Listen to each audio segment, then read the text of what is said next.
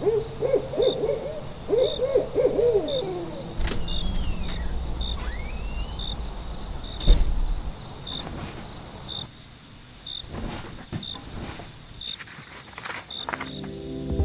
listeners, you're listening to the Midnight Readers podcast. Grab some tea, a midnight snack, and cuddle up in bed as we dive deep into today's most popular fantasies, sci-fi, and mysteries. We're your hosts. I'm Lily. I'm Brittany. And I'm Christy. This season we'll be discussing a dark academia bully romance series known for its smutty content and often billed as a Harry Potter for adults. That's right, grab your Stardust. We're headed to Solaria. Welcome to Zodiac Academy. Note to students, vampire bites, loss of limbs, or getting lost in the Wailing Woods will not count as a valid excuse for being late to class or this podcast. In today's episode, we're discussing Book 9, Restless Stars, chapters 58 through 86, where Tori visits the ferryman, Orion proposes to Darcy, and the final battle of the war begins. Before we get into it, this is your warning for major spoilers ahead. This includes potentially all Zodiac Academy World books, including the Ruthless Boys and Darkmoor Penitentiary series. We're also avid fans of the Moss Universe and Fourth Wing and might accidentally let spoilers slip for other popular romantasy book series as well. Sorry in advance. Like the books, this podcast is rated R, so be warned. Also, a friendly reminder to please like, subscribe, and follow. You can find us on Instagram, Threads, Facebook, and YouTube.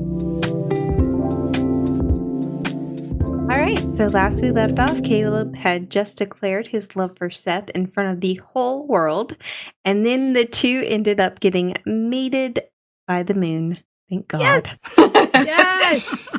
And now Seth and Caleb are sharing the news with their friends, and some truths come out that, thank God, we were finally ready for. Yes. Oh my God. We've been waiting for this. You and I, Brittany, were messaging in the last section, like, where is the moon mating? Why weren't they mated? Yeah, that first time that they slept together in that air thing, I was certain that they would be moon mated then, but then by the end of the section, they did get moon mated. Yes. And Seth is so ADHD. The way he tells a story is like, okay, so let me go back and give you some context. And Yes, yeah, I relate. the relevant sections. Exactly. Very what is relevant to the story. so we were fucking like bunnies. I was up his ass, and the moon was so beautiful, and it was shining on us, and there was sparkles everywhere. I would have died if I was Caleb. Yeah. Jeez. It's great. And we do finally get confirmation that Max did know all along. I knew it. I fucking knew it. I was like, there's no way that motherfucker does not know. I was so pleased. Yeah, and Darius admits that he knew and calls him out for the off-brand sex toys with his face on them, which they did not have this face, but I died laughing. You know what? He's so right for that. And he's with so the parents. right for that because, oh my God, I know. Yeah. By the way, you two made love in front of the king and queen. In their daughter's bedroom. Whose bed whose daughter your bed. I can't speak. And Anyway. he just casually tosses up the peace sign. And then Seth like, oh, yeah, that's not a real thing. I totally lied about that. And, yeah, I was so afraid that you were gonna reject me that I made that whole shit up. Sorry. Oh my God. Y'all, this is the way he wrote it. I panicked after I gave you that BJ, and I thought you were going to reject me if you knew it really meant something to me. So I figured the best thing I could do was just pretend I suck all of my friends' cocks. Don't worry. That's the best answer. Mm-hmm. Oh my God. These authors, I love like their comedic style. Just when they really get on a roll, and it's just, I know. I love it. It's great. Mm-hmm. Mm-hmm. Yeah. So Gabriel shows up in the middle of the night at Darcy and Orion's place and takes them on a spur-of-the-moment vision mission to the Palace of Flames to gather the Nox flower. Which, I don't know if I mentioned this before, but when they brought up the Nox flower, I was like, oh wait, the prophecy? Yeah. That says beware the one named Nox? Is it not Gabriel, who I thought it was? Maybe it's the flower? Isn't that the prophecy that it didn't even mean anything? Yeah. No, I mean, there was one prophecy that they had, and then Gabriel gave them another prophecy at the end of the battle in which Darius died. And then for some reason, fate changed and it went back to the other prophecy. Because the painted smile one still stands. Uh-huh. Okay. And then this, beware the one named Nox, that actually was a prophecy from Vard. Yeah, I know, right? I don't know, ever since the whole Fates have changed thing with Gabriel, I have been kind of like, meh, on the visions, you know? Yeah. The visions get old. Yeah. They were always, we've always really had a problem with them in a, like, easy fix kind of way. They are more funny when Gabriel's like, dude, I saw that you were going to choke on that last pancake. So, but I let it happen. You should not eat it. Your donkey sex. Yeah. I saw that he was going to punch you in the face, but I really wanted to see that. So I let that happen. So what did y'all think about this mission to go get the Nox flower? Because I was like, fucking bitch Avalon. Yeah, I mean, at first I questioned why we even needed it, but then you left a response in the notes, and I was like, oh yeah, they do kind of need it because they have nymphs on their side that they can nullify the effects of, because my first thought was, well, didn't Darcy kind of take care of that? Like Lavinia's shadow powers? She can't call more to her, right? But yes, but the flower nullifies the rattling sound that the nymphs make. Yeah. So that the Fae can still use their magical powers. Yeah. And the nymphs will get rid of everybody's. So Lionel's Fae won't have magic, but their Fae will. Right. I did think it was very Night of the Living Dead. Well, coming out of the ground. Zombie phoenixes. Yeah. That's how you take over the world, because apparently they can't die. Yeah, that's pretty bad, actually. Although, I want to know what they did to deserve what Avalon did to them. Literally nothing. Avalon is just a massive bitch. Yeah, that's the gist that I got from it, that it was just, that was for her and she didn't care. Yeah. Or do you think that she set that trap after they tried? No, because they killed her in whatever spirit form that she had. Yeah, so I don't know. It had to have been sometime during her reign where she decided that... I'm assuming it happened after she defeated Lavinia and sent her to the Shadow Realm. But I don't know. I'm assuming. But is the Nox flower something that just naturally occurs, or is it something that happened because like a star touched that?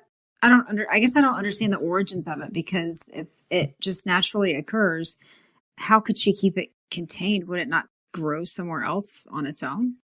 I think that it was already there. I thought. Yeah, I think it's natural. It just but blooms it's every just once in a while.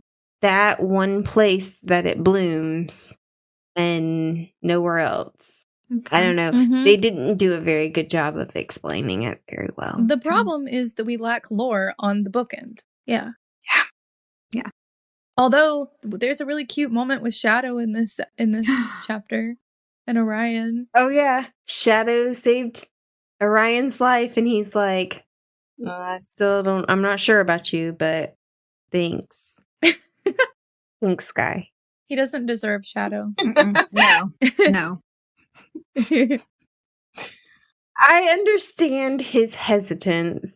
As cute as Shadow probably is, he's still a little worried. At this point, though, it's a wild animal. It's a wild animal. At this point, he has proven himself. And I think he Orion was is just being a grumpy old man. Yes, exactly. He was just being a giant dick. True, but I'm sure, didn't the tiger eat the Tiger King, or is it his neighbor or something? Are we talking? I mean, that reality show? I don't know. They I didn't abused watch those it. cats, so they deserved it. I don't think anyone got eaten in the main show, though.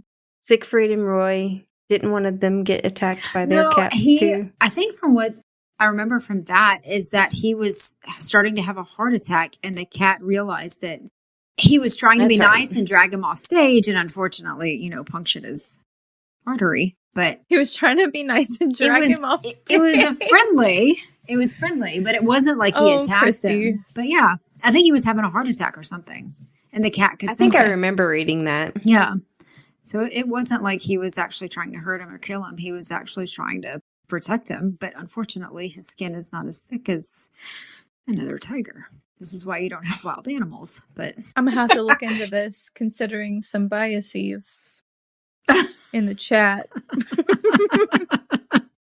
I may have to look into this. No, I do think I remember reading that, but what I'm trying to say is that, you never know with a wild animal what's going to happen. I agree. But I also think that Orion's being a bit of a grumpy pants. yes, He is. Didn't he say like his standard mode is like grumpy asshole? Yeah, that's his state of being. Yes. All right.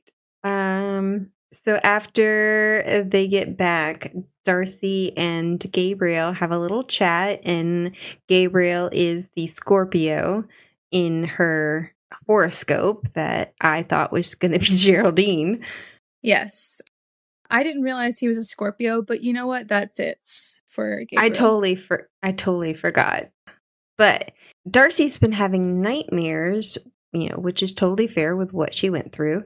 Right. And after visiting the Palace of the Flames, she and Gabriel have a little talk, and he gives her some advice on how to cope. And you see that Darcy is actually kind of affected by their harpy blood as well, and she has this need to protect. I actually thought this was a really cute and heartwarming scene. And yeah, it just made me like Gabriel even more. For me, he's a fun character, but he's also a sideline character. But this moment between them was really nice. He doesn't get a lot of time here because he got 5 books. Right. So before. Yeah. He doesn't need time. I get it. But he was like, I just need you to embrace the bird brain, Darcy. Embrace it. Be the bird that you are. She's going to start collecting sticks for her husband. Oh my God. That shit cracks me up every time. It kind of made me picture Gabriel as Big Bird. I used to have a friend that would collect rocks for her partner. The way that I think it's penguins. Penguins do. Yeah. And he would drive his truck around, and the rocks that she collected for him were sitting in the bed of the truck, and they would roll in the truck. Dang, that's gonna scratch up his truck bad. Oh. But it was kind of funny because she would just be like, I found this for you, like bird brain activated. And he'd be like, oh my God, that's so sweet. Tosses it in the truck. It joins the group. Oh. That's Gabriel. Yeah. Well, they're having a little bit of a war council in Tori's room the next day, only she's in the bath when everybody shows up. And Darius is not having it. Dude, but the conversation between them before that is also really funny. Tori and Darius in this section, just domestic Tori and Darius, is really cute and funny, I think. When he was like, is that Orion's journal? And she was like, he gave it to me. Yeah, no, he didn't. But No. I'm sure he did. Sure he did. Yeah. I love that he was like, dude, there are pages filled out in Orion's handwriting. And she was like, oh, I need this for important notes. And he's like, you drew little pictures. Oh, she's hilarious. Yeah, and after she's in the bath, Caleb shows up and Darius comes back with the coffee and she's like, dude, if you spill my coffee. She's like, I knew I didn't just marry you because you were dying. No, you married me because I was dying and I have a big cock. Hail to that. Hail to that. Hail to that. I don't know when they started saying that, but I think that was the first time I read it and I was like, that's genius. Gonna start using that. Yeah, especially since their dad's name is Hale. Yeah. Yeah. But I laughed every time they were like, dude, it's just tits. Who cares? Nobody cares. Oh, it's absolutely. Just tits. Yeah. It's just tits. Everyone knows what they look like. I mean, he did burn her clothes off. They've all seen them. Oh, exactly. Yeah, that's true. Exactly. But Darius is Darius. I kind of love it, though. I'm not gonna lie. I like the toxic shit.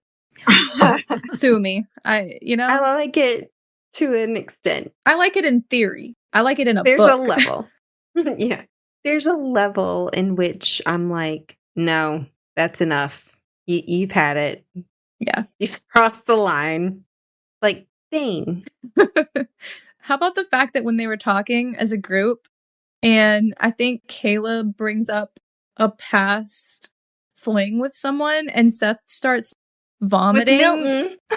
Fake vomiting, and he's like, oh my god, Jesus Christ. Like, and Caleb's like, be so for real right now. Like, you had a fucking orgy with your pack. With Milton. He had it was just That a is pretty rumor, gross. I thought. Yeah. I thought it was just a rumor. It didn't actually happen. Maybe it didn't. I don't know, but either way, Seth was horrified, and I totally get it. I get it. Thinking about your partner with somebody else. Yeah. Yeah. But so we do find out that they did contact Grandpa and he sent them a gift, although he declined to help them with the war. Fuck him. Right. And it's these 4 little tiny dragons. I was like, okay, we're gonna have a Khaleesi moment. She opens up her chest full of dragons. What did you think, Christy? Well, shit. Now I'm like, oh, you were wrong. Because I forgot about the little dragons who are ridiculously cute. They are. Especially the fact that they can kill as well. I love that.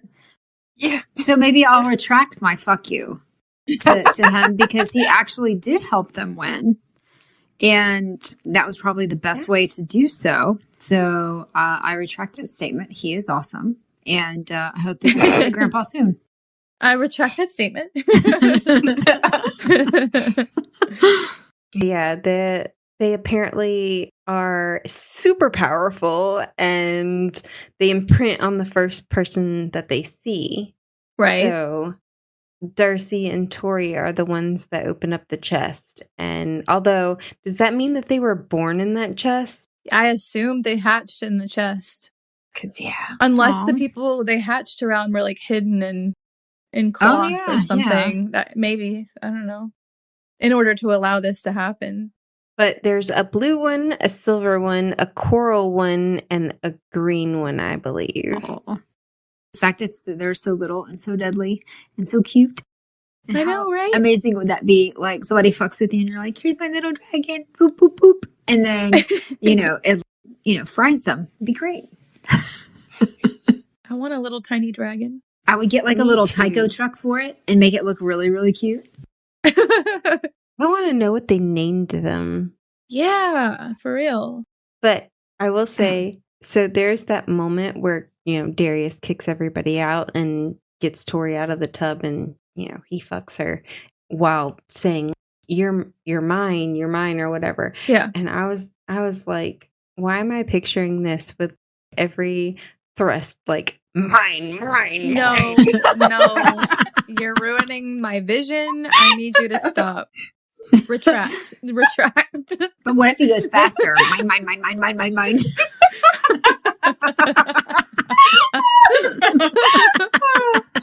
No. I love it, Brittany.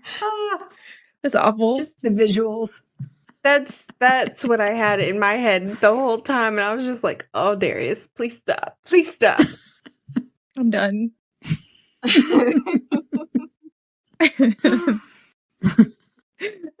It was really funny when Seth was like, "Lance, are you coming?" Yeah. Like they were going to the bathroom like, girls, are you coming? Obviously, we have to go together. Come on. Yeah, let's go.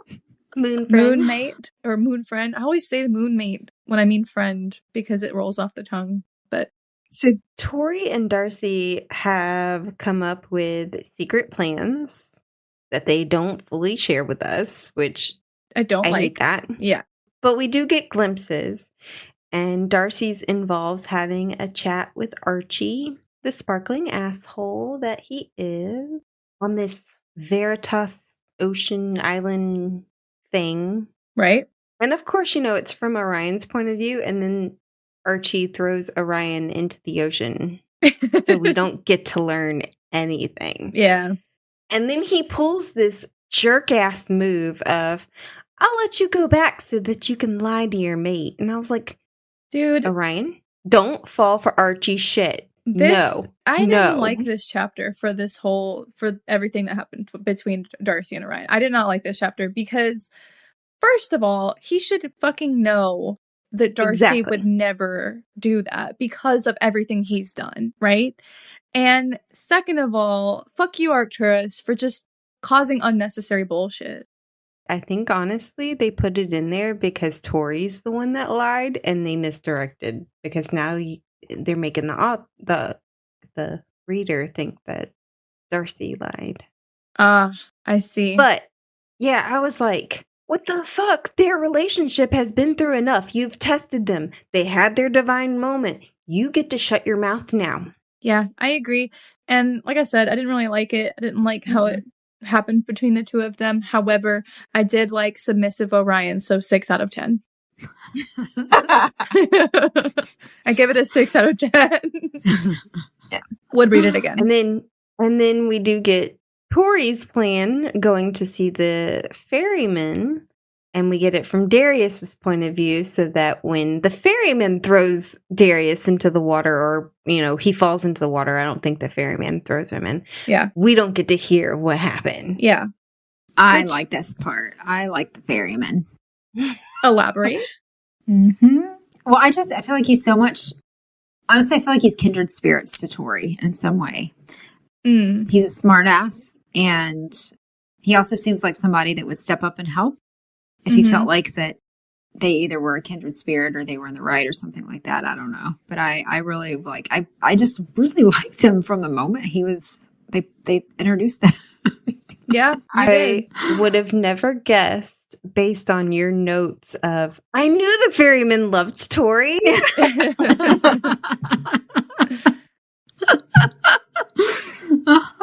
Yeah, I really, there's a couple characters that, like, from the first moment they're there's just something about them that you can't help but like.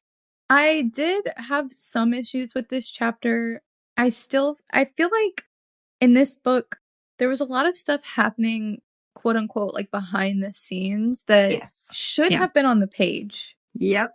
Instead of, for example, Darius fucking Tori in the bathroom, which, don't get me wrong, loved that. I loved we've that. Seen it. However, I've been there, and I would rather know where the fuck this random dagger came from that she gives the ferryman. Like, I thought that was very out of nowhere and just convenient. I assume it's Darius's draining dagger, but from book 1 or book 2. Yeah, and then there's some stuff that happens later that it's like, okay, that's really convenient. Where did you get that from? What are you talking about? And it's just stuff like that we should have gotten at least hint at it. Yeah. How did you come to this conclusion? Yeah. Right, exactly. Yeah. I will say, her asking how they pay Darius's price. Yeah. And I was like, oh, so Lionel, Lavinia, and his whole army. The whole army is worth Darius's soul. Yeah. 1 soul. Not to mention the other people he's already killed. And I'm sure he's including the people who will probably die on their side as well. That's a lot of souls. Yeah. But I feel like the ferryman believed in them. I felt like it was confidence. He knew it would happen, I feel. He needed to give him a little bit of a challenge, Make it worth it. He's manifesting. Mm-hmm. Absolutely. Manifesting. I can see the ferryman with some meditation circle and some sage. Just Uh-huh. Tori and Darius will kill all of Lionel's army. He's like, I let Darius go because they will feed me more. Yes, yes. See? He's actually quite Machiavellian. Yeah. So we do get our first POV from Therex. What did you guys think? You know, I was surprised. I'm not gonna lie to you. I was a little surprised that we got his POV. To just start with that. I love Therex. I want to know what his star sign is because he is the epitome of I don't care about you and you and you. Unbothered. I just want to lay back and, you want me to sit in a chair? You want me to care about a chair? So really? unbothered. I wonder if his star sign exists. I think Therex would go to the end of the earth for somebody that he loved. I think once he really has that family in place, and I truly believe he's going to have that at the end, I think once he had that, I think he would go to the ends of the earth to protect them, and he would definitely care. And I think he would be very vengeful if somebody hurt his family. So, I agree. I think I put in the notes, I think I like Therex. I like the fact that he's unbothered. I like the fact that his father is so obsessed with power and that he has all this power and he's like, I don't care. Yeah. Somebody else could take it. But yes, I want to give Therex a hug. He needs a hug. So we go from, I think I like Therex to fucking Mildredful. Is having some withdrawal issues. And crusty eyeballs. Ew. So they mention earlier that they sent everybody to Darkmoor. Yeah. But Mildred's not there. So really confused. Why didn't they? Yeah. And also, can I say that Kylie deserved to go to fucking Darkmoor? I don't care if they didn't think that she did what was worse. She sent Orion to Darkmoor. She should get the same sentence. Precisely. 25 years of Darkmoor and then power shaming. Yeah, I was so fucking shocked that Mildred was there. And why were they so fucking reckless with her? Why did they not Exactly. I don't... I was sitting there like, more guards. You need more guards. Yep. Sedate her. Don't bring her out of the jail. Bring the infirmary to her. I don't understand why they would do this. I mean, I get they don't take her seriously, maybe, but it was ridiculous. It felt so out of place, and it really seemed odd to me that for the next several chapters, instead of dealing with the war and dealing with all of the information that we should have, instead it was her kidnapping Geraldine and them trying to get her back. I did not need several chapters of that. This is what I meant I think I said it in the last section. I was like, are we going to have a bunch of mini adventures that are solved like almost immediately? And it's just to fill up space in a weird way, but also I get that there are things that need to happen before we get to the war part, but it should be more leading towards the war. For example, the stones thing, that was resolved real fast, and then it just fizzles out, and we're left with this, with the Mildredful kidnapping Jerry for Lyra. Like you said, like what's going on with Lyra? What's going on with Lyra? What's going on with Therex? I know there's dude. I have many thoughts. Oh my god, I forgot about her. I have a lot of thoughts. Mm-hmm. Yeah. Yep. She was just there for 2 seconds and then she just disappears. And yep. Why? Yep. Yeah. Mm-hmm. So not only did they give me a useless chapter that I did not need, but then they grossed me the fuck out with her eye boogers. Like, why? I did not need a description of that to start with. I think that they think, you know what? I feel like they give a lot of time to characters that are funny or weird or, specific to these books. And I think Mildred is one of them. So I think that they wanted to give like a one last hurrah to Mildred as a character. But we didn't give a fuck about that. We didn't give a fuck about that. Yeah. I don't know. This is, again, something that could have been, for me too, could have been cut out. What did it accomplish other than that wonderful little scene with Seth and Orion, which I loved? Yeah, that is a beautiful moment. And honestly, it was fun to see Max and Darcy drive in that fucking car. Like, that was so crazy. And we got another siren song from him. That bitch is endlessly powerful. I don't know where he gets this power. I'm scared of how many songs exist. He could just make one up off the top of his head, maybe. He's like a little jukebox. Yeah. The fact that even Darcy almost succumbs to it, that she has to tell her Phoenix to turn it off. Yeah. Okay, but that's, I mean, they did that well, at least. Like, he couldn't sing next to her and her not be affected in a way, I would think. Yeah. Only that she's a Phoenix and she's not supposed to be affected. Yeah. But, so they do a car chase scene here. And there are several dragons who Mildred called for help. And I don't know. The scene that really stood out the most to me is when Seth is in trouble. Yeah. And Orion goes to get him. And Orion, my favorite line probably was, "You don't get to die before I stopped being an asshole to you." Yeah. He's such a great character, Orion. I will say I didn't like him as much in this book. Something was missing. I don't know what it is. Maybe in this chapter or in these chapters, this section. I don't know. I just feel like in this book something he felt like Gabriel. He felt like useless a little bit. He wasn't useless, but I felt like that's the attention they gave to him in this book. Yeah, maybe that's it. Even though I love him so much. Mm-hmm. Ryan does call him his moon mate. Or his moon friend. See, you did it too. Friend. I keep doing it. But yeah, I think it's cute. And then I was thinking this whole time, I was like, Seth's pretending to be dead so that he can hear this. He wants to hear him. I don't know if he'd do that to Caleb, because Caleb was like... Definitely not to Caleb. Really worried. Definitely not to Caleb, but that's cute, though. To Orion, maybe. A little bit. Just a little bit.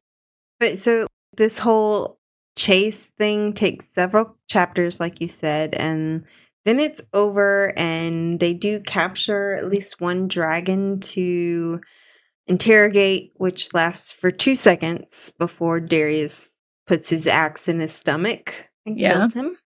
Yeah. Which I can't remember if it was, I think it was Orion. They could have known more. Yeah. They could have known more. Yeah.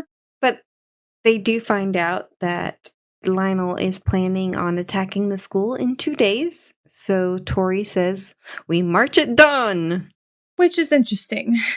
Which, again, it just feels like it happens so fast. Yeah. Yeah, exactly. And I had to laugh at this part because then Gabriel comes in and says the same thing. And then in this moment, I felt like he was a little bit like Vard of useless info. He sees them coming after the guy already says that they're coming. Well, I'm saying, first of all, you can't compare Vard and Gabriel in the same sentence. I won't allow it. There's no offensive, comparison. Disgusting. Nope. How dare you?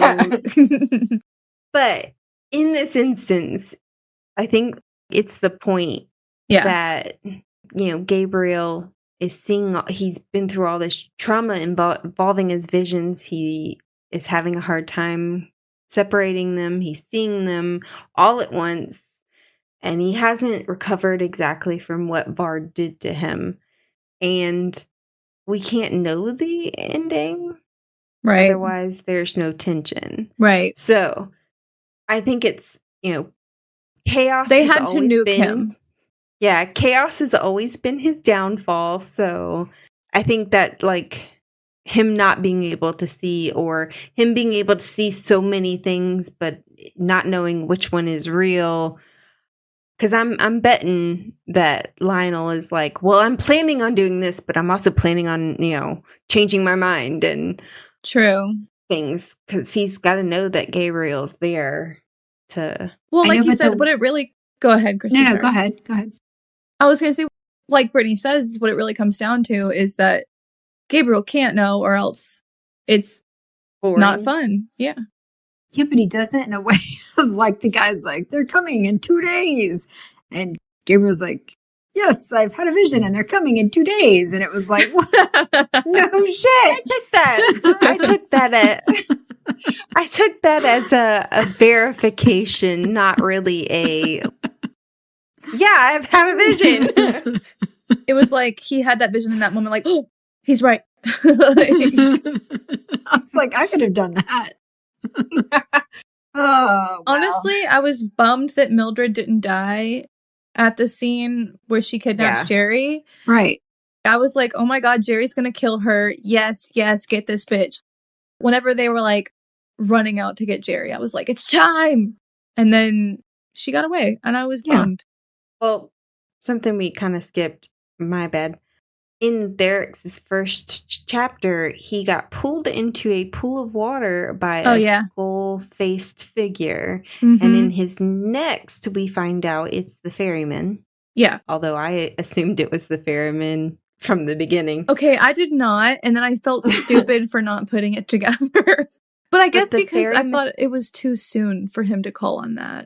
Yeah, I mean, they okay, so Darius does offer up Derek's soul for his, and I was a little disappointed in that. Yeah. And the ferryman says that he'll take care of Derek's.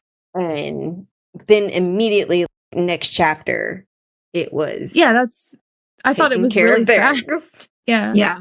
But he ends up taking all 4 souls that his mother trapped inside him, and then punishes him by saying that death will never take him, so he can never die. Which is shitty. And I'm like, it is shitty, but also I was like, immortality is not necessarily a punishment. I mean, it is. I mean, it is in a way, but I wouldn't mind some immortality. Really? Well, I mean, at least I would know that I wouldn't die in the middle of reading a book. Oh my god. So your greatest fear. Is that your worst fear? Is that your worst fear? Not one of my worst fears, but it is one of my top fears is that I will die before finishing a series not being able to know how it ends. If you die, I'm sure you'll have omnipotent knowledge of what happens in that series. Maybe. But, I can't know for certain that I would know, and that uncertainty scares me. What were you going to say, Christy? How about this? If you die, then Lily and I will hold the book open for you and go page by page so that you can read it in death. I'm a slow reader, just so you know. Okay, that your fair thought? Enough. That was your thought? Okay, I'm thinking, like, if you're dead, your spirit body can read, right? Like, I would assume that your spirit could flip things if you try hard enough. Or, I mean, spirits probably can, like, you could absorb it through osmosis as a spirit. I don't know. Do not flip shit at my house, Brittany. If you're a fucking ghost, do not flip shit. I don't want to see you. I don't want to. I'll just open the book. You can read it, but do not scare the shit out of me. I just go haunt Rebecca Yarros' house while she's writing it. You could possess her, and then you'll forever live in that world. And then call us. When you possess her, then call us, and then let us know what's going to happen. Be like, hey guys, so on next week's episode of Midnight Readers.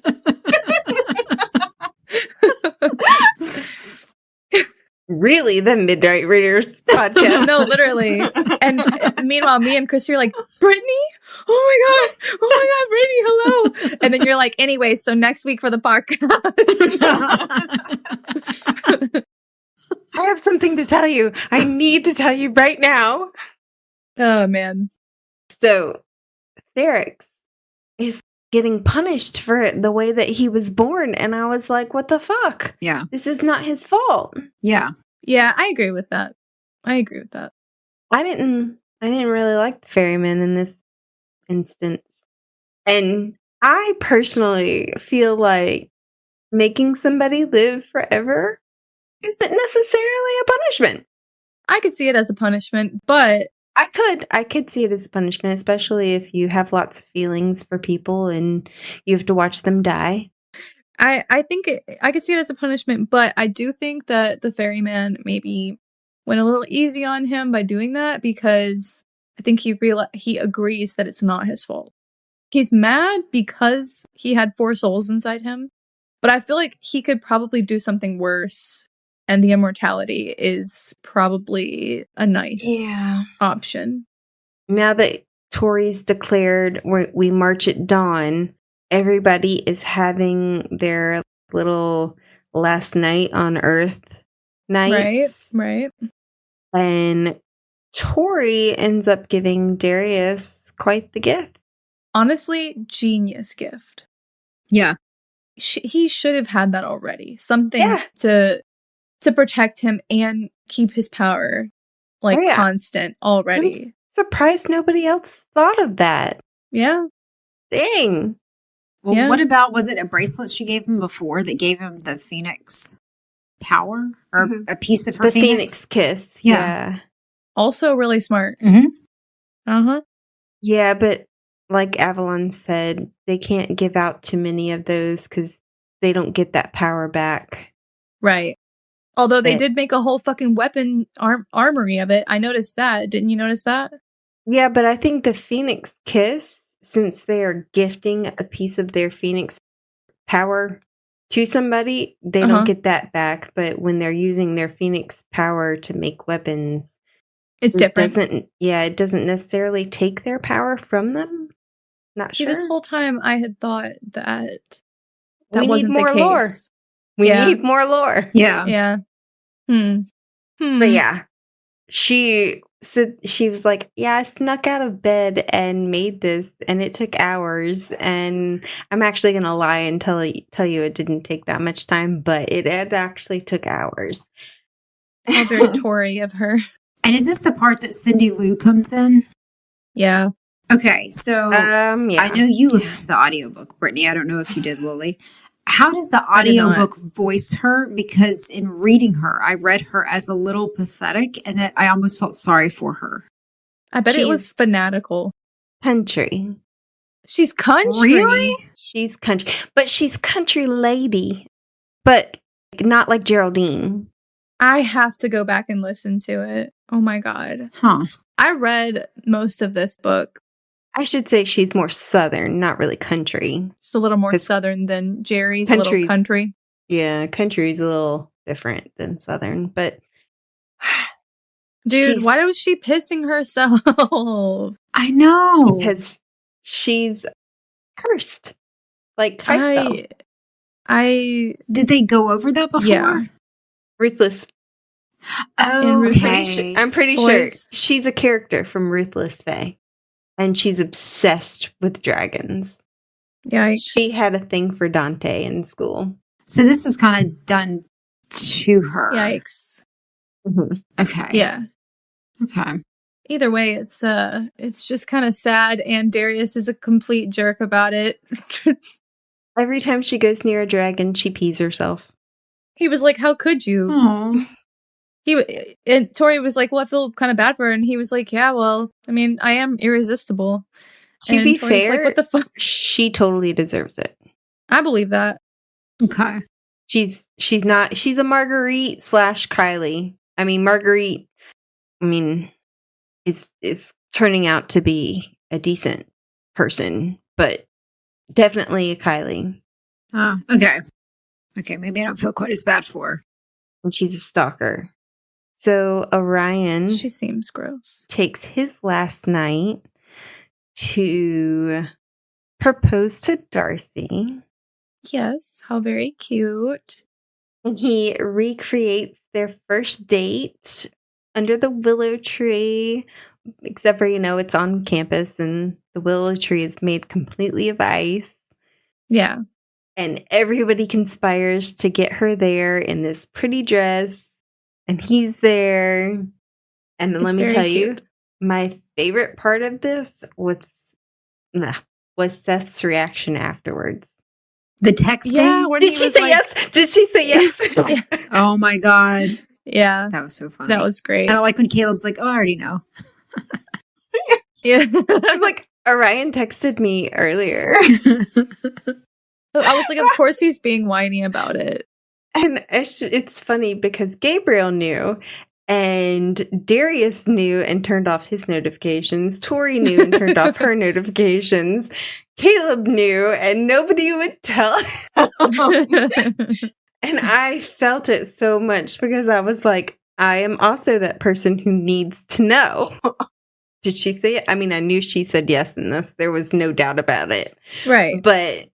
Well, Seth did too. Of course he knew that she was going to say yes, but of course he still had to be like, well, did she say yes? Did she say yes? But I've been in those situations where I'm like, okay, so do we have news? Do we have news? Are you going to tell me? You going to tell me? Please. Are you going to tell me? That was you before Onyx Storm came out. You're like, I need to read it. I need to read it. I need to read it right now. What happens? What happens? What happens?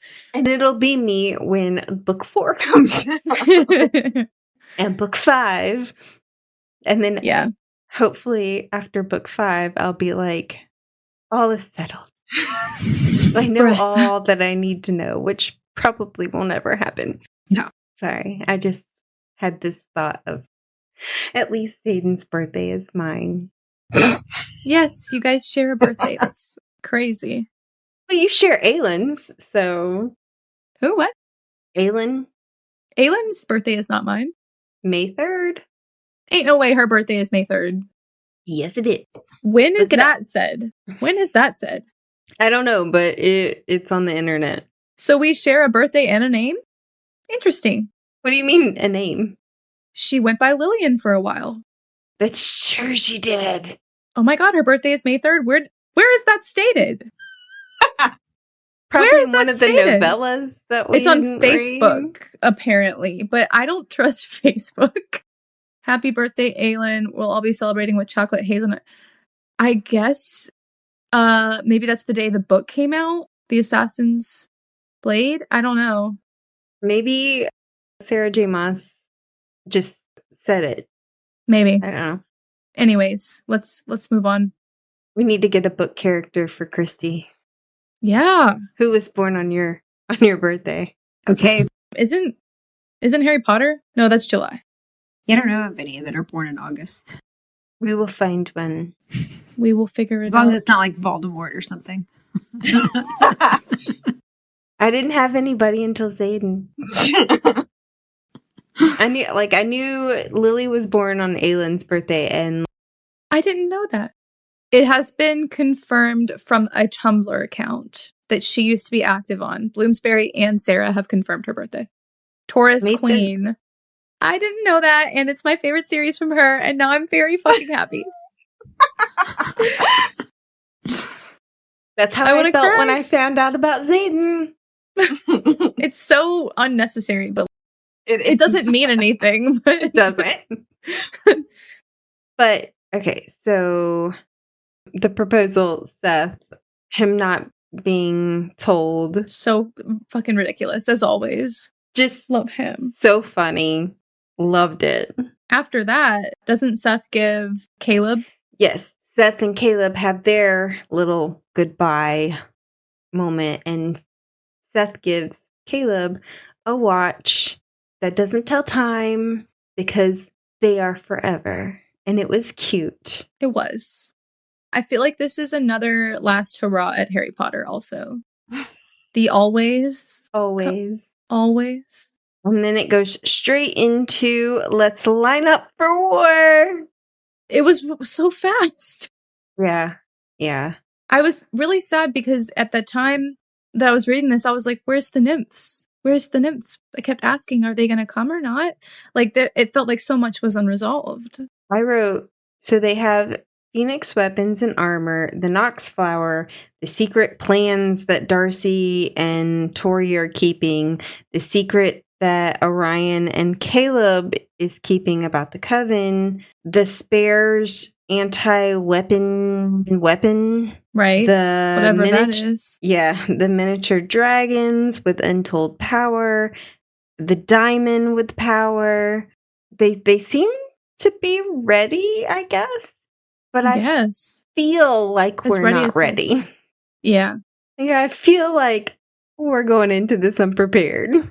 I will say Darcy gives a speech, and I thought it was so sad. Like, I didn't think it was a good speech. I was reminded of how good Tori's speech was in the last time she had to rally some troops, and I was like, damn, Darcy needs to not be doing this. And then Jerry gave her a speech, and I was like, that's a speech right there. Like, I was like, that's how you rally some troops. I thought they were giving the speech together, like Darcy set apart, and then Tori set apart, and then Darcy. I might have just read it incorrectly, but it was not as good as the last time. Yeah, I think that's how they did it. And then Jerry kind of took up the end, right? Yeah. Okay. Yeah, Jerry comes after them. Mm-hmm. Well, I think Jerry gives her speech on the battlefield, but this is them still at school waiting to be transported there, and she's singing instead. Yeah, right. And I love that in the notes I put, of course Jerry's got a song for this, and then you put, of course Jerry is singing again. Which I will say, she is Max's partner, so it's funny that she sings. I never put that together until this section. I was like, wow, 9 books in, you're just now catching on. Okay, Lily, good job. You also have Tiberius and Max there that are pumping up the good emotions, and reducing the fear and the anxiety for the army. And then, of course, the nymphs show up out of nowhere, and I was like, Miguel's in the lead! Mm-hmm. Yeah, I was oh, thank God. He brought Diego's hat. I was like... He was wearing it. And we said they were good, and they are good. Yeah. Well, at least some of them. We did. Yeah. It was complicated, I guess. Mm-hmm. And then the harpies fly over and use all their stardust to get them to the battle. And then it begins. Yes, it does. So here on out, we'll talk about Seth, and then Geraldine and Max, and then Caleb and Orion, and then Tori and Darcy, and then Gabriel, and then Darius and Xavier, and then we'll end with Lionel. So, first off with Seth. He is in the right side of the trident that they're going to do. Yeah. And he's got his school pack with him. He's got his family pack with him. So both of his packs are there. Frontline. And they're frontline. They're in super danger. And I was confused. At first, I was like, why did they march at dawn? Why not march during the night, since a good 90% of their army feels like wolves, and they replenish their magic by running under the moon? I'm glad you brought that up, because I thought about that later in the chapters as things are going differently. I was thinking, what are they going to do to replenish their magic? But for some reason, it was like the moon was out, the stars are out, even though it's daytime. So the sun is there. I was like, did all the celestial bodies just show up for this war? I must have missed that. But they do fairly well in this section, Seth. And we see that Frank and Alice are there. They're specifically named. Yeah. Yeah. And then Geraldine, I think, is the middle of the trident formation that they were doing. I think so. Yeah. And she has her Starfall Legion, which is a great name.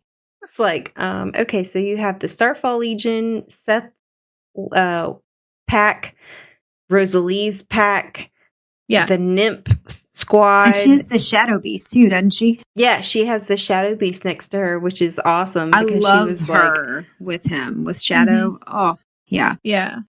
Yeah, definitely. She was like, the last time we went onto a battlefield together, you nearly killed me, and now we're working together. Yeah.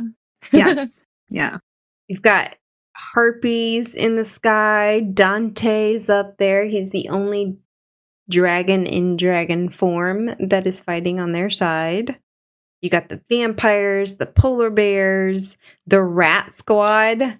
Yeah. I was like, rats. I'm so rooting for Eugene. Don't get captured. For real. Not again, please. Please. Aww. But he was wearing a skull hat thing.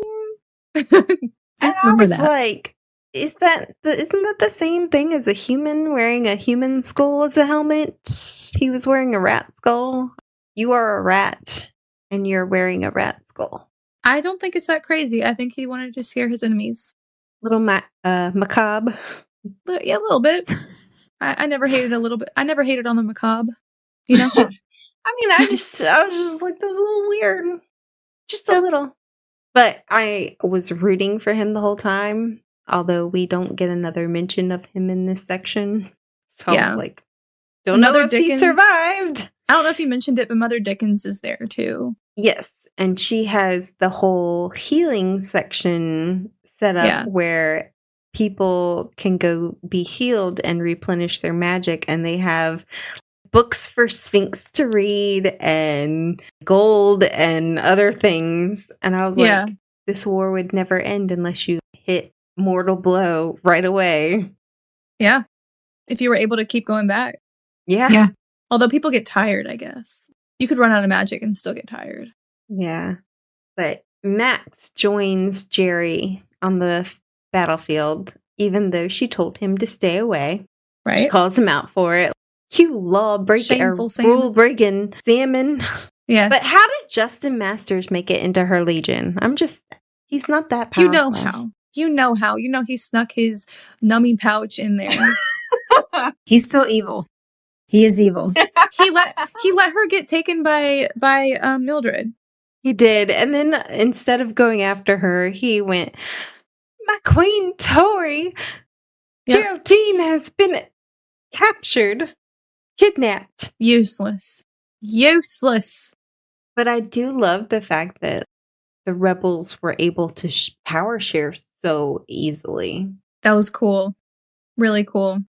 When Marguerite is there fighting, I was like, okay, maybe she can be forgiven. Yeah. Maybe I was surprised they didn't do more with her. Yeah, I hope they do. Would be nice. She's been there from the beginning. But yeah, I don't know. I feel like there was a little more they could have done with her character in the sense of because she was in the cunts, because she was on the side of Lionel for a while, she would have had information. And I guess in the background they could have gotten it. But yeah, I thought we would see a little bit more from people like her versus, Mildred's chapter. I can't tell if it's because they wrote so many characters into the books or what, but I feel like there was so much that could have been done in these books. Yeah. That wasn't. Yeah. And so much that was done that didn't need to be done. Or did you just say that? Well, but that's an addendum. But you're right. Exactly. Yeah, I agree. I would have liked to see more out of Sophia. I know she's flying in the air, but I don't really get anything from her. Yeah. Or Tyler. It's like why? We didn't even get to see them do anything. Yeah. I guess they got their moment in the last battle, maybe. A little bit. Well, Caleb and Orion are together, and their mission is to go after Lavinia, but they run into some vampires first. And I thought it was hilarious that when they do run into those vampires, and they call them out for being coven, like they know that they are part of a coven. And Orion's like, who do you want? Caleb's like, I'll take the 1, you take the 10. Or no, I'll take the 10, you take the 1. Yeah. I thought it was interesting that if I remember correctly, that the general of the army was the vampire they face. Yeah. Yeah. They were working together to get to Lavinia and make Lavinia show herself, which she ended up doing in the end, but we don't actually get to face her just yet. Right. And Caleb, of course, is sitting there worried about Seth because he is in the worst of it. So, any thoughts on how the war is going with everybody so far? It's a little rough right now. It's going a little rough. Honestly, when I first started reading this section, I was like, wow, the rest of the book, like a majority of the rest of the book is going to be this, which I felt like it was a lot. Yeah. Yeah. And I mean, to be fair, things seem to be going their way right now. I mean, they're scared. Yeah. But seems to be headed in a good direction. I was surprised that Darcy and Tori were not there. When Darcy's chapter came up and she was like, I don't like it that we're not there. I was like, what do you mean you're not there? Where are you? Yeah. How far are you out? Yeah, this Why? part seemed odd to me. Yeah, I was really confused. Yeah, they're making the stone circle with the guild stones, and they call down Archie to convince Clyde, or I guess trick Clyde, to come be trapped in their little stone circle.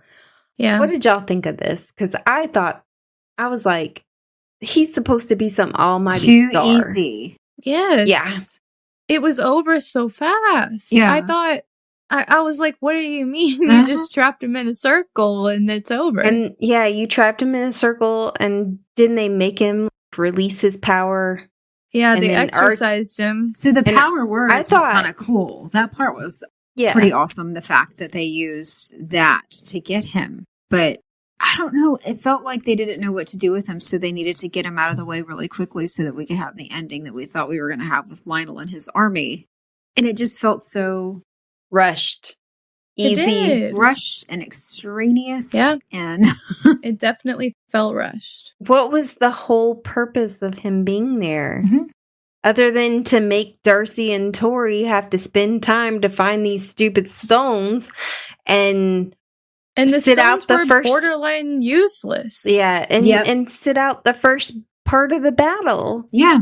That was it. It made no sense. He was useless as a bad guy. He made no purpose at all. I wish they'd never introduced him. Also, we still don't know what happened with Lyra. Another part of that makes absolutely no sense. Yeah. How is she not a part of this? Why was that even included if we're not going to? I mean, maybe we'll see her in the next section. I don't know. But up to now, I was shocked that nothing came from her. No information, nothing. Well, nothing came from her. Nothing came from him. Yep. And even He was supposed like to be Lily said, this the guild almighty, stones. powerful star. Yeah. Like Lily was saying, that with the guild stones, that there were these huge adventure trips to get them, and it just seems like they're all but useless. Pointless. Yeah. Yeah. I mean, it's just And they introduced all these other things. This like the triumvirate or whatever, the three group of stars, all of this useless bullshit that is not. It has no bearing on the story. And I swear to God, if we finish this book and all of that stuff that's brought up, all the lore and all that stuff is for the setup of another book, not in the series, but another series, that pisses me off. Yeah, there should be some sort of payoff. Yeah, because here's the thing. If you're going to set up stuff in this series for another series, it needs to be more subtle. It cannot have such a big part of the plot and then have no payoff. Yes. Yeah. I completely agree. Because I mean, I know we keep saying it, but I was just like, again, he's an almighty star. And they got rid of him in chapters where they can't get rid of the big inflated ego iguana. Yeah. For 9 freaking books. Yeah. Yep. Years. Well, I remember even talking about the Imperial Star. Remember when we first started kind of talking about it, and I was like, well, I'm not really going to pay that much attention to it because there's been too many other things that were brought up and then never used. And so I'm not really going to like think about future you called it for it because they do that. But yeah, I kind of feel like that was what they did with this instance, is just kind of take something that could have been huge and I don't know. There were so many things that could have made, him epic, and it just fell flat. And I'm disappointed in the storyline, especially when it's introduced last minute. Yep. And then just yeah, definitely the worst part of the series, I think. Because we enjoy the characters so much. We enjoy the relationships, the drama, the comedy. It makes it worth it, right? Yeah. But to see this play out like this in the end almost makes me question, are you serious? Yeah. Yeah. It almost felt like they got to Lionel and felt like he wasn't enough to be the big bad in the end. And so they added something extra and then kind of gave us back that storyline with him. Yeah. Lavinia wasn't enough. I think Lavinia was scarier than Clyde. Yeah. Yeah. Yeah. She definitely was. Even without a shadow, she was still just fucking nuts. Yeah. Yeah. Yeah. Well, so after they quickly dispatch of Clyde, they join the battle. And I gotta say, all these, like the griffins and the harpies and everything who are fighting on Lionel's side, I just wanted to be like, are you dumb? He thinks you're lesser than him. Yeah. It's amazing what people will believe. It's amazing. I am always surprised what cults people will join. Mm-hmm.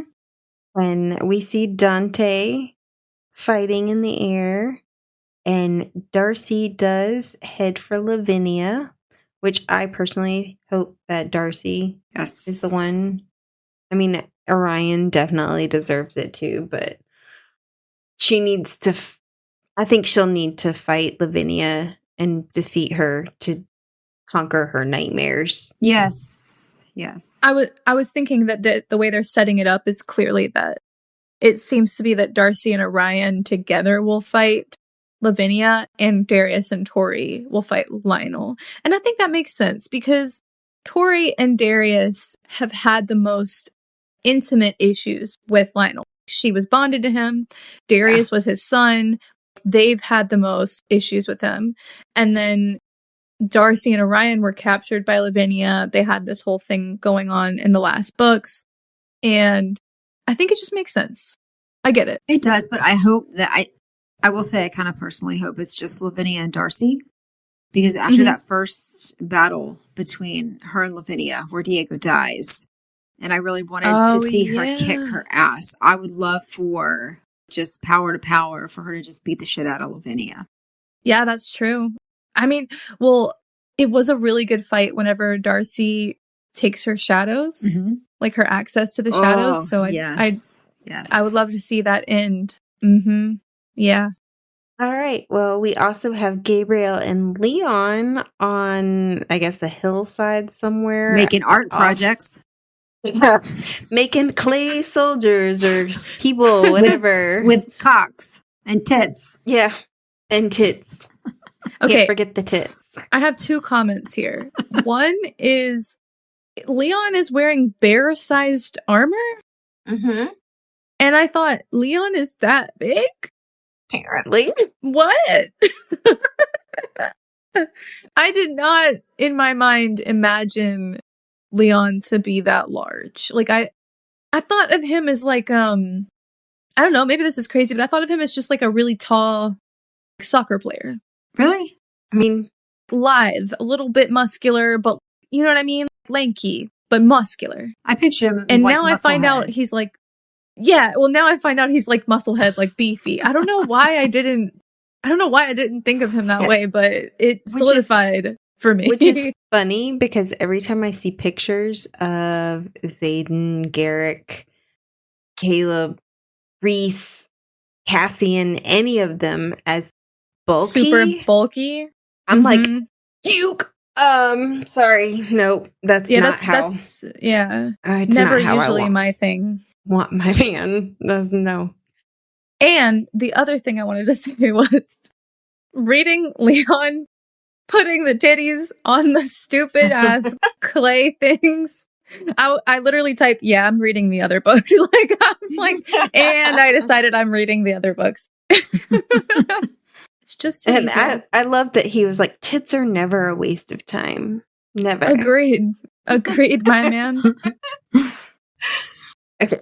Darius and Xavier. So Darius's mission is to sneak into the Jade Castle and kill his father, but he gets a little sidetracked by the war machines that Vard has created, and he also runs into Xavier, and they team up to take one of these towers down. Did anybody else get the same feeling that these towers were like Kingdom of Ash witch towers? Yes, I thought of that too. But I mean, so the idea of towers in battle is not unique to fantasy writing, but my brain did go there. Yeah. Yeah, but it was the fact that weren't they like putting their power into like a ball to explode, kind of like the witches were yielding to explode everything? I guess so. I don't know. I was sort of confused at how it worked. But, Me too. But yeah. Honestly, when I saw the towers in the books, when I read the towers in the books, I thought, oh, are these the war machines that the spares are going to have to defuse? The towers? But then I was like, that's crazy. And the further I read, I was like, no, these aren't the machines. So where are the machines? At some point, I think it was Caleb's chapter, I wrote, random thought, where are the spares? Yeah. Yeah. What about their anti-war machines? Yeah. So, I had the same thought. What did y'all think of Darius and Xavier fighting together? It's good. I think you guys had a more positive reaction. I was a little bummed that once again Darius was saving Xavier, but I did like that it ended up with them working together. Well, Xavier ends up saving Darius sort of at the end when when he turns into the war stallion. Yeah, I mean, I agree, but it just when the chapter first opened up, I was like, again? But I don't know. I liked it. I liked that they were working together. All right, so we'll end with our least favorite topic, Lionel. Ugh. This whole time, Lionel has sent his army out. He sent Lavinia out, and he is sitting on his ass inside his little jade castle, having a tough time, hidden away. And Ellis Rigel finally chooses a side. Well, let's add in, he's behind magically reinforced glass. Coward. You giant poof. I was like, don't they learn that from Ellis? No, he talks about that he's sitting in his magically reinforced glass behind, that I've done all this. No, you haven't, you giant poof. Get the fuck off the throne. Yeah, he's he sucks. He fucking sucks. Mm-hmm. He's not in the battle. He's always been a coward.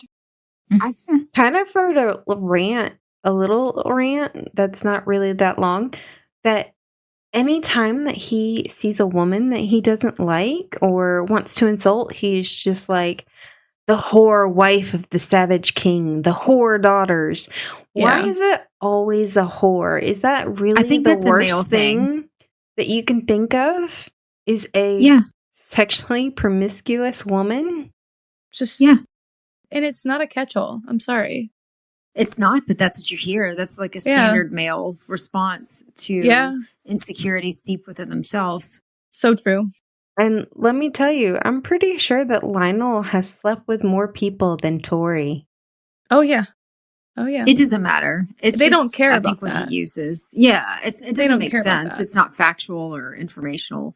He would argue that men are supposed to do that and women aren't, But I was really, I was impressed with Ellis here.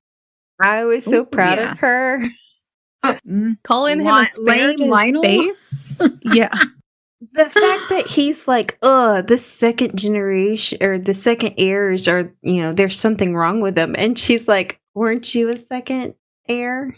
Oh. Yes. I was so shocked.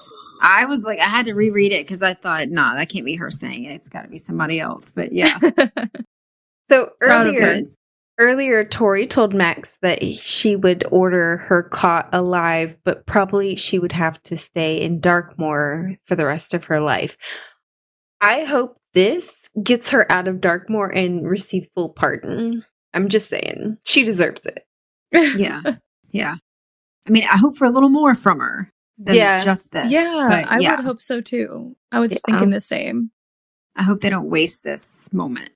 And Ferrex actually saves her and lets her go. Yeah. Stands up to his father. Sort of. Oh. We also find out that Therex is tatted up. Yeah. Just like Darius, except tatted in shadows. And I was like, what does that look like? Maybe I want to know. More awesome. Yeah. Yeah. I would like to see a book series based on him. Really? Just Therex? Yeah. Yep. Well, there is another series that is connected to this world, and I do wonder, since Therex is immortal, if we're going to see him again. He will be in that series. I would be tempted to read that. I don't think that he'd be the main character, but I'm interested in whether or not he will show up. I don't know if I'd read it just for him to show up. He would have to be the main character because that's what I would be interested in. Yeah, he could be like a Max and Geraldine situation. No, because I don't want to fucking have to read more Xavier and shit that drives me nuts. Although I like Xavier in the end of this so far, but I don't want to have to wade through that just to get to his chapters. He needs to be like the Darcy and Tori. Although I have heard that series is more adult than this one. It was like you do still get some silly scenes the way we got in this. I was about to say, what is more adult? So less funny? Right. What the fuck is more adult? I think that it was less juvenile with the antics. That was juvenile? What a shame. That was the best part about this book. Not juvenile. It's perfectly adult. Funny stuff. Yeah. So his last chapter is sitting there saying that he's a little worried that he's losing. He didn't expect the rebels to be doing so well. So he says he's going to release the second wave. Also, I have to say, the most unbelievable part of this book has been Lionel drinking dandelion tea. Are you kidding? I missed that. He was drinking dandelion tea for his little poofy battle. Oh my god! She wrote. They were in there, and they were like, he drank his dandelion tea, and I was like, "Are you serious? That's what you're going with?" And it matches. It matches him. He was like, "Well, maybe I should get something stronger, but I'm too proud for that because I don't need something stronger to keep my whatever up." I'm pretty sure you're gonna, jackass. Yeah, okay, dude. And I will say this also, Horace better get some consequences of his actions in this next section too. Yeah. Mm-hmm. Mm-hmm. Yep. But Lionel does say release the second wave, which I thought is the monsters that Bard made. I think so too. And Lionel is super delusional throughout this whole thing, where he was like, how dare they grow greater than the supremacy of my own, because Therex, like Darius, is now bigger than Lionel. Yeah. That's not that hard to do. You got to make a bigger yardstick if you want, Yeah. Not that hard. Just like it's not that hard to scare him. Yeah. He's literally shaking in his boots. Oh, he almost pissed himself with one of Ard's creatures. Yeah, literally. Maybe somebody should curse him with the need to piss himself every time he gets near a dragon. I don't know. That's just, it screws everyone around him. It's really a curse for everybody else because now you got to smell his pee. Yeah. All right. Well, thoughts for next sections. Hopes this is the end of the book. So hopefully a happily ever after. But anything specific y'all are hoping for? So I have some questions. I have questions about what I'm wondering we're going to see. I'm wondering if Therex is going to be helping them. It seems to be going that direction. But, yeah, he's still in the middle. I'm also wondering what the fuck the glacial diamond is for. They mentioned that at the beginning of the section, and they haven't told us what it's being used for. And they're like, oh, we have an idea. And then I'm like, okay, what though? What's your idea? Yeah. Please tell me. Also, where's the weapons they're going to defuse. Yeah. Other than that, where are the spares? Yeah, where's the spares? Other than that, I'm expecting the twins to win, of course. Yeah. But I'm just wondering who we're going to lose. I'm very nervous about that. I'm wondering if they're really going to kill anyone off. I don't think the heirs are going to die. I just really don't think that, but I'm just wondering who will. Yeah. Yeah, I'm expecting some death. I'm expecting Darcy to kill Lavinia. I'm expecting Tori to kill Lionel. Yeah. I'm expecting Ellis and Therix to both join the rebels, hopefully, and everybody will have kids at the end. And then they'll set up something for Neverkeep. Yeah. But what else did I write? I did say they had no personal losses in this section, so I feel like the next section is going to hit hard. Yeah, absolutely. And be truly devastating. What about you, Christy? I want them to take on Therix. Well, for him to be on their side. I think he's going to. I think he's going to be a big part, and I'm really, really excited. I have to say, I think he is the part I'm most excited about right now. I need you to explain to me why you like Therix so much, because I don't get it. Have you ever had it where a character is introduced and there's something about them that just hits home in a way? Yeah. So yeah, I think there was just something about him that just immediately drew me to him. He just stands out. He called to you. I get that. Yeah. I like Therix. So I definitely get that. I was just wondering if there was something I was missing there. I was like, did I miss something that she said? But I get that. Totally. No. Just something about him just really, just called to me. Okay. And I think he's going to be a major part, and I'm excited to see that. And I'm excited to see what happens afterwards. I hope he walks away with a family. Aw. And so far, Gabriel has been kind of useless in this. And I don't say that in a mean way. Yeah. I don't feel like they've used him in a way that... So I'm hoping in the next one we're going to see why that is, and that he's going to have a little bit more use in the next one. So, but I'm also worried about deaths. I'm worried about Caleb. But now I'm worried about Seth, because the way they've written a lot of his chapters has almost been like some sort of goodbye. So I'm a little scared. I had that same feeling. Don't say it. Don't. Yeah. I'm sorry. Nope. Rebuke I'm that worried thought. that we're gonna lose somebody. I want to know what's going on with the clay people. I thought, I texted Lily, I was like, so the star, when it came down, I was like, it's going to take over the clay people and help the battle. And I was like, well, that theory went out the door pretty quickly. Yeah, to be honest, when I first read that chapter, I was really confused about it. So we'll see what happens with that. Because I was like, I don't remember this being in the plan. What is happening? Yeah, exactly. But a lot of things like that happened in this section. So I guess we'll see. Yeah. All right. Well, next episode is the last one. Next episode is the last section of Zodiac Academy. I feel very bittersweet about that, but we hope that everyone enjoyed the show. Next episode, we'll be discussing Book 9, Restless Stars, chapters 87 through 119. New episodes drop every week. Please remember to like, subscribe, and follow us on social media. That like and follow are super important for us to continue to bring you new episodes each week. So please, please, please do so. Thank you for listening to the Midnight Readers podcast. We'll see you next week. Happy reading, listeners. Don't stay up too late.